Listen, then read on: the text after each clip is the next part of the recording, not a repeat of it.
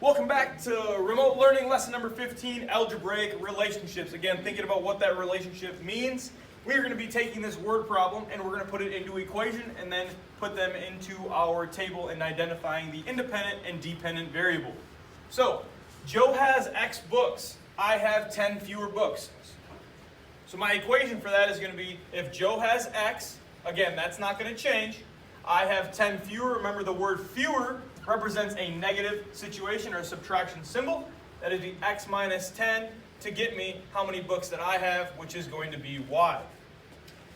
Remember the difference between independent and dependent. Independent, I am an independent person. I don't have anybody else taking care of me. Okay? Dependent is when you're dependent on somebody giving you something in order to live or do what you need to do.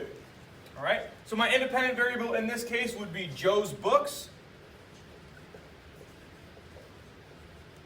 And my dependent variable is how many I have, because my number is based off how many he has.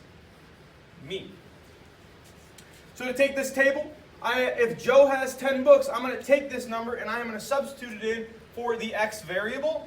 And that means if Joe has 10 books, I'm going to do 10 minus 10, which equals 0. 10 minus 10 is 0. If Joe has 20 books, that means I'm going to do 20 minus 10, which equals I have 10 books. If you notice the relationship, it's adding 10 books each time. If Joe has 30 books, that means I am going to have 20 books. If Joe has 40 books, I'm going to have 30 books. Now when you go and graph these into the graph, you are going to put the independent variable on the x-axis and the dependent variable on the y-axis.